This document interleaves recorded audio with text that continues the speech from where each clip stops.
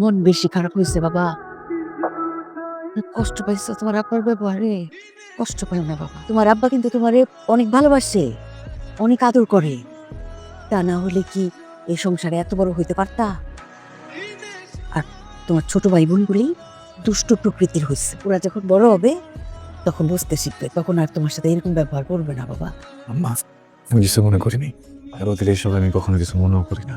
দুষ্টুমি করে না, এগুলোই ভাবতেছিলাম। ছোটবেলা থেকে একবার কত দুষ্টুমি, কত কিছু। এগুলো ভাবতে ভাবতে আসলে একটু আবেগ কাজ করতেছিল। মনে কোনো কষ্ট নাই। তুমি থাও নাই না আমার সাথে খাবার, যাও নিয়ে আসতেছি। আমার ছোট্ট রসুল অনেক বড় হয়ে গেছে। সে মায়ের কষ্ট বুঝে। নিজের বুকের ভিতরে মায়ের কষ্ট ধারণ করো না, গোপন করে রাখো।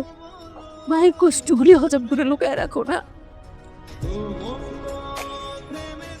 এত বড় হয়ে গেছে আমার রসুল। বাবা রে, তুমি আমার আব্বা। এই অত্যাচারের মধ্যে